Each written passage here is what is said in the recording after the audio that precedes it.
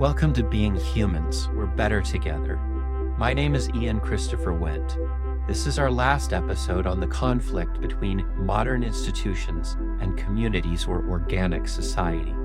In this video, I'm going to share a little more about my personal journey to starting Being Humans Together and making these videos.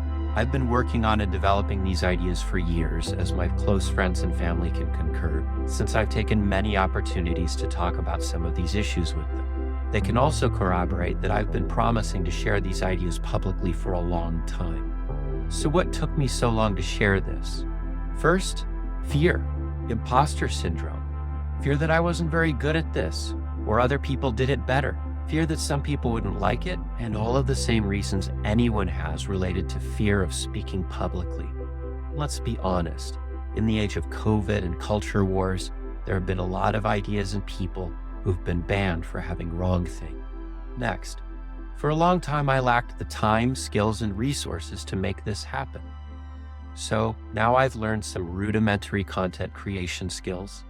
No claims to making polished multimedia content, but I finally took the plunge and learned some basic skills. Welcome to the 21st century. Most importantly, I was institutionalized myself. This was the big one.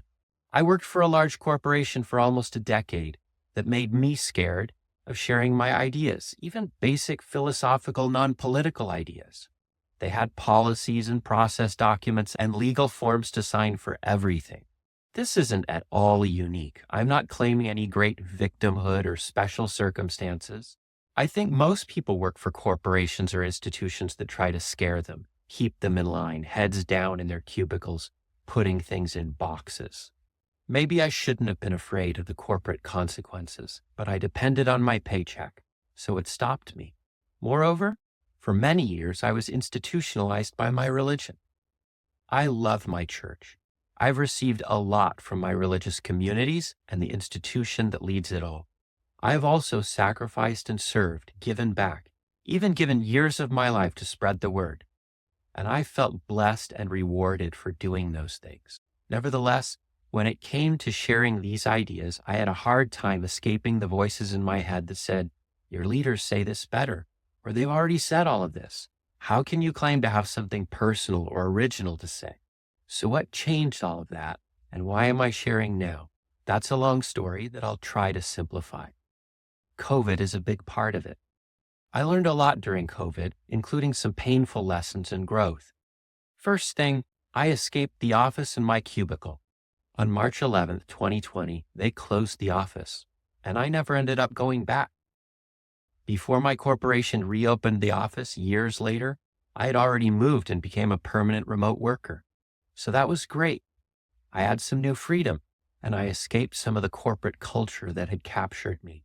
The really hard part about COVID for me was that all of our communities shut down overnight. My daughter's dance studio, the Taekwondo dojo. Everyone was forced to walk around in masks.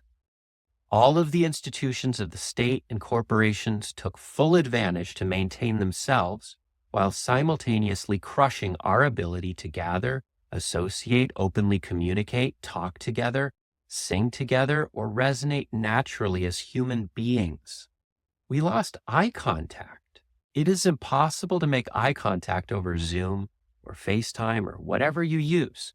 You can't look them in the eye. Most painful of all, my church closed. For months, we couldn't meet. Then we were allowed to meet for a few minutes, once or twice a month, but no singing or contact. And our leaders maintained COVID theater for years. Our regular church-wide gatherings became strange virtual broadcasts with half a dozen men sitting alone and far apart wearing masks. And our local community leaders had no say in the matter. I am aware that many people had the opposite response than I did. Fine, I respect that. And my church leaders and many other church leaders had reasons. The government was threatening to shut institutions down if they didn't close voluntarily. Fine them, send them to prison. My church is international, so heaven knows what the international pressures were. But I can't tell you how hurt and confused I was. This institution that I had identified myself with, that I had served and donated to, that had promised that we were preparing for the coming of the Lord, closed up shop when the pandemic came. So I learned some hard lessons. The church didn't have all of the answers.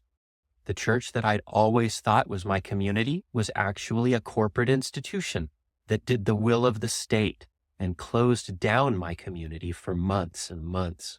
I also learned that corporations and state institutions and political identities are not communities.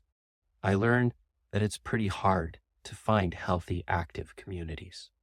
Then, a year and a half later, my oldest daughter got married. We loaded up the younger part of my family in the car and drove cross-country to the wedding. My whole family came. I was so grateful to reconnect with them. I have a blended family and lived for more than a decade in the northeastern U.S., while most of my family lives in the West. It was so wonderful to be together with them, to reconnect with nieces and nephews and grandparents. My wife and I had been thinking about making a change for some time. Our parents were too old to travel to us anymore. Our older kids had all graduated from high school. Our grown kids were in college or had jobs and lives that wouldn't allow them to spend months at a time with us or allow us to bring them all together at once. And so my wife and I took a leap of faith and sold our beautiful home in the woods in Pennsylvania and went on the road to reconnect with our grown children, our parents, and our extended family, siblings, nieces and nephews, cousins, spread all across our beautiful country. It's been a profound and challenging journey. Finally, this year I left my corporate job. There were a lot of reasons, and I can't predict the future, but for now I'm independent, and I have to share these ideas that shape my world. They stand at odds with the major paradigms of our society, and I hope they can help some people who are struggling with isolation, alienation, institutionalization, discouragement, or lack of meaning. Another core aspect of our journey is seeking healthy communities, contributing while we visit with friends and family, and learning how our society is doing, from Massachusetts to California, from Utah to South Carolina and beyond.